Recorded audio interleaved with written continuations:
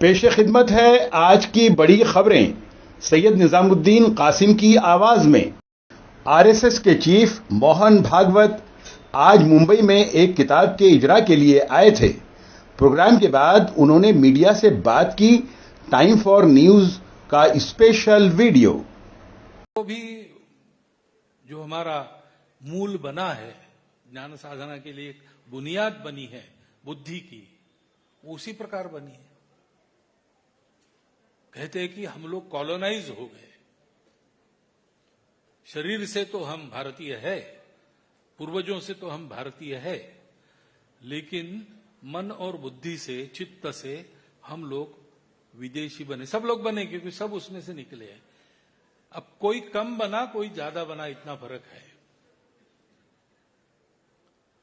लेकिन उस विदेशी प्रभाव से पूर्णतः विमुक्त होना पड़ेगा।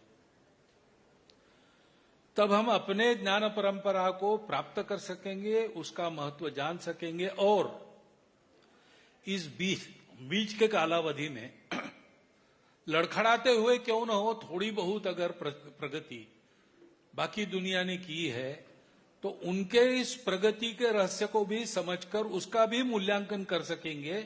जो अच्छा है वो स्वीकार कर सकेंगे, जो बिना काम का है उसको छोड़ सकेंगे।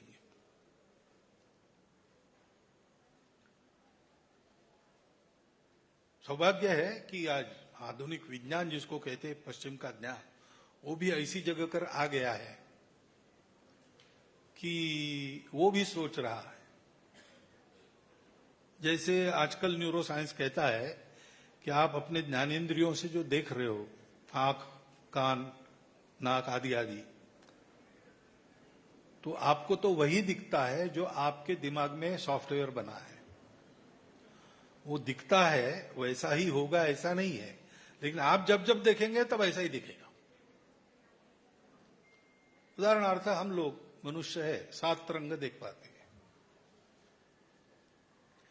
मैं जानवरों का डॉक्टर हूं, मैं जानता हूं कुत्ता 2 ही रंग देखता है और मुर्गी 3 ही रंग देखती है। तो कुत्ता पूछेगा आदमी को कितने रंग? 7। वो कहेगा गलत है, दुनिया में 2 ही रंग है। अब वो भी देख रहा है, उसका भी प्रत्यक्ष है, वो अनुमान नहीं कर रहा, वो देख के बता रहा। हम भी देख के बता रहे। सत्य क्या है ये तब तक पता नहीं चलता है जब तक इस अपने भौतिक दिमाग के बंधन के परे हम जाते नहीं। और जा सकते हैं क्या? तो आधुनिक विज्ञान कहता है कि जा सकते हैं। पहले नहीं कहते थे, लेकिन अब वो नियर डेथ एक्सपीरियंस नाम की एक बात चलती है। कुछ लोग मर गए और जिंदे हो जाते हैं।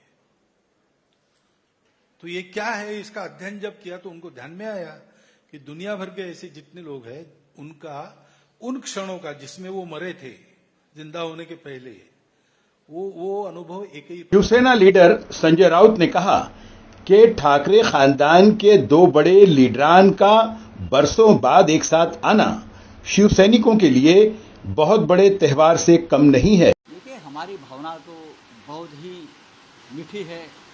हमारे लिए ये त्योहार है, महाराष्ट्र के लिए त्योहार है कि ठाकरे परिवार के 2 प्रमुख नेता जो राजनीति के कारण अलग हो गए थे, वो 20 साल के बाद एक मंच साझा कर रहे हैं। ये हमारी सबकी इच्छा रही हमेशा कि ये सब एक साथ आकर जो महाराष्ट्र के दुश्मन है, मराठी मानुष के दुश्मन है, उनके खिलाफ ताकत से हमको लड़ाई करनी चाहिए। आज उद्धव और राज ठाकरे जी एक साथ आकर जरूर महाराष्ट्र को और मराठी मानुष को एक दिशा देंगे और एक ललकारी भी देंगे और हम सब खुश हैं। बीजेपी के farmer member of parliament Kirit Somaiya, जो पिछले कई वर्षों से अपनी मौजूदगी दर्ज कराने की कोशिश कर रहे हैं लेकिन हर बार नाकाम होते हैं, उनका टारगेट हमेशा मुसलमान या मस्जिदें होती हैं। इस बार भी उन्होंने मुंबई के शिवाजी नगर इलाके के बारे में क्या कहा, एक वीडियो। ज्योति उर्फ बाबू आयन खान 1 डजन बांग्लादेशी सहकारी के साथ में आज मुंबई शिवाजी नगर मानपुर पुलिसों ने इस गैंग को पकड़ा है ज्योति स्वतः को किन्नर कहती है। बोगस पद्धति से मुंबई महापालिका एवं पूर्व विभाग से जन्म प्रमाण पत्र प्राप्त किया, आधार कार्ड, 1 दर्जन प्रॉपर्टी। इस परिसर में रफीक नगर विभाग में हजारों बांग्लादेशी रहते हैं, इनका कॉम्बिंग करना चाहिए, ऐसी मैंने मुंबई पुलिस आयुक्त को विनती की है। टिकट न मिलने पर आरजेडी के लीडर मदन शाह आपे से बाहर हो गए। उन्होंने अपने कपड़े फाड़े और रो रो कर अपना दुखड़ा बयान किया। कहा कि तेजस्वी यादव बहुत जिद्दी हैं, वो किसी से नहीं मिलते। लालू यादव मेरे गुरु हैं, वो जो कहेंगे करूंगा या अपनी जान दे दूंगा। आप भी देखें बिहार में इलेक्शन से पहले क्या क्या हो रहा है। क्या हुआ? आप सूर्य भाई, आप लोग मीडिया है, सच्चाई छापिएगा। क्या हुआ? क्यों रो क्यों रहे? ये तो बताइए, रो क्यों रहे? बाप रे बाप, बाप रे बाप। सूर्य ना 2020 में लालू जी हमको रांची में बुलाकर टिकट सर्वे कराए कि तेली का संख्या हुआ जो है ना 60,000 बयस का है, मदन शाह रणधीर सिंह को हराएगा। कहाँ से? मधुबन विधानसभा मोतिहारी 58 में भाई, समझे। तेजस्वी जी लालू जी बुलाकर हमको बोले कि तुम लड़ो, हम टिकट देंगे। हम काम करते रहे, 90 से काम करते हैं पार्टी में। और वो तेल पियावन, लाठी भजावन, और गरीब रहेला साला बस अपना जमीन बेच के, जमीन जो है ना 2 बीघा बेचे है 4 लाख रुपए काठा में, वह जमीन जो है 2 करोड़ रुपए काठा है। बाप रे बाप, बाप रे बाप। लालू जी कहे थे कि तू लड़िए मदन, तू लड़िए। मीसा भारती कहे थी तू लड़िए भैया, उनके पति कहे कि तू लड़िए, तू सीट निकाल ले। सरकार नहीं बनेगा इसका, ये 25 को बस टिकट जाएगा लालू तेजस्वी यादव। क्यों? ये बहुत घमंडी है। अरे भेंट नहीं करता है लोगों से, भेंट करता है किसी से? या 5,000, अरे टिकट तो सब बांटता है, जदयू बांटता है, भाजपा बांटता है। कहीं भीड़ देता है, कहीं भी है नहीं है, टिकट बांट के चल गए। और जो नहीं टिकट दिया इसके यहाँ, उसको रोक रोक करके दूर का टिकट देता है समझे। बाप रे बाप। ये सब कर कौन रहा है? ऐसे संजय यादव करता है। वो कौन? तो सुनील है, सुनील इंजीनियर सुनील है। वो सुनील वो बोला कि 2 करोड़ 70 लाख रुपया ले लिया है, उतना दीजिए हम आपको टिकट दे दें। बाप रे बाप, हमारा बेटा बेटी है फटा हुआ। अरे हम मर जाएंगे, हम मरने आए हैं। अपना गुरु है लालू यादव, लालू यादव गुरु है हमारा, हम मर जाएंगे। हम मर जाएंगे, क्या करेंगे? जनता के जो 10 साल में बीच में रहे हुए जनता को क्या बोलेंगे?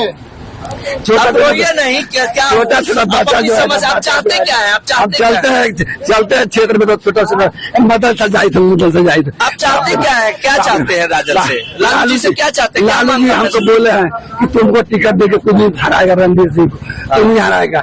हम लालू से कहेंगे कि अपने हमारे बाप है यहाँ जो है ना, हम आपके बेटा हैं, आप हमको वचन दिए है कि हम तू लड़िए मदन, तू लड़िए। यही बैठे थे घूरा में, फोटो है हमारा मोबाइल में। अच्छा। बोले कि तू लड़िए।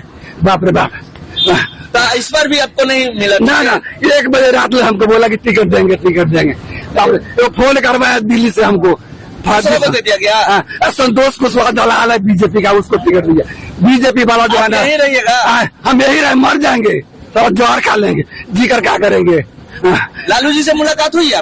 लालू जी से मुलाकात नहीं हुआ। अरे हम 10 दिन से फोन कर रहे हैं, लक्ष्मण को हमको मिलवा दो, हमारा गार्जियन बाप है हमारा। अच्छा, मदन जी क्या हो गया? खाना पीना भी नहीं खाए? 2 दिन से खाना नहीं खाए। बाप रे बाप, बाप रे बाप, बाप रे बाप, अरे बाप रे बाप, बाप रे बाप, अरे बाप रे बाप, बाप रे बाप। क्या उत्तर प्रदेश के हापुड़ में एक गरीब बूढ़ी औरत के दिए कोई नहीं खरीद रहा था, जिससे बूढ़ी औरत बहुत परेशान थी। बूढ़ी औरत की हालत स्टेशन इंचार्ज को देखी नहीं गई, तो उन्होंने सब दिए खरीद कर बूढ़ी औरत के चेहरे पर मुस्कुराहट बिखेर दी। धर्मवती, आज आप बैठी हैं यहाँ पर दिए लेकर, तो नहीं बिके। अब कितने खरीदे?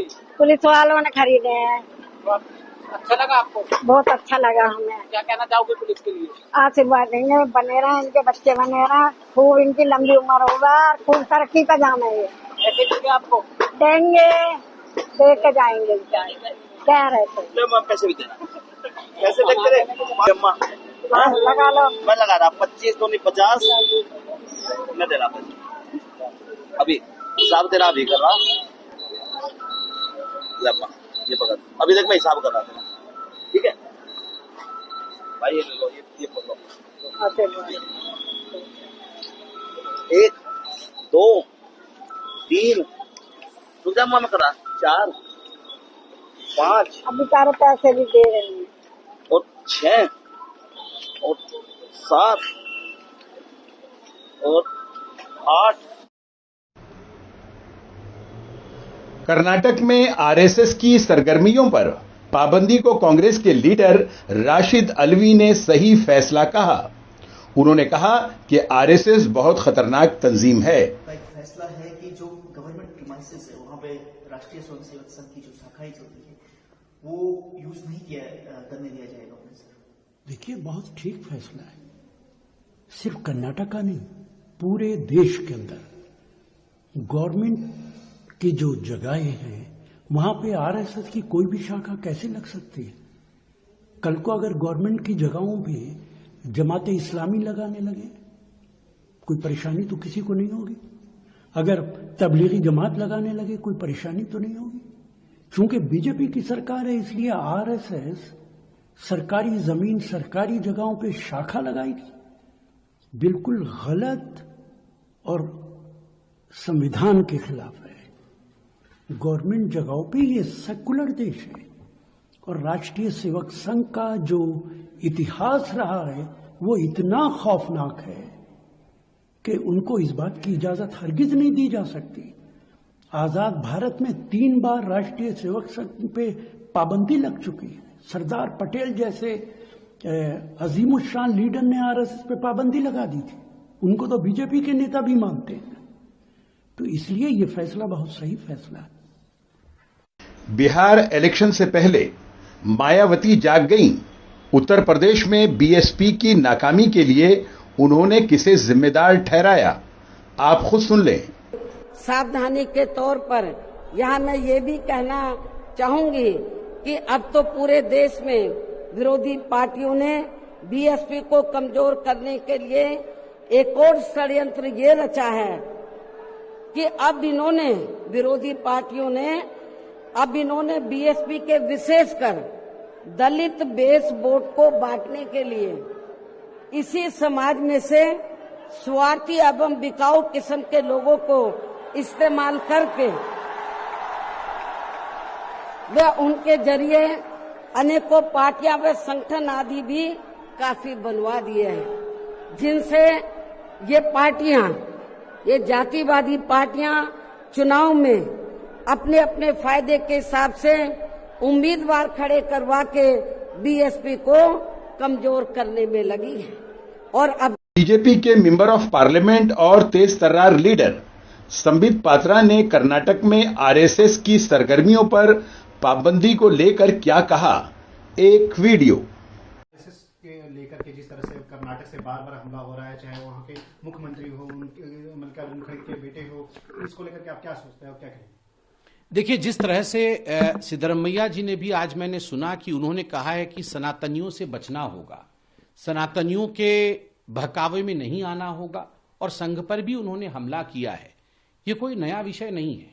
आप याद करिए, मल्लिकार्जुन खड़गे जी जो कांग्रेस के अध्यक्ष हैं, उन्होंने भी पहले कहा था कि हम सत्ता में आएंगे तो हम सनातन को ध्वंस कर देंगे, सनातन को बर्बाद कर देंगे। केवल उतना ही नहीं, मल्लिकार्जुन खड़गे जी के बेटे में भी उनके प्रियांक खड़गे जी जो कि खुद एक राजनीतिज्ञ हैं, उन्होंने भी जिस प्रकार की भाषावली की प्रयोग की थी वह भी सनातन के विपरीत ही जाती थी।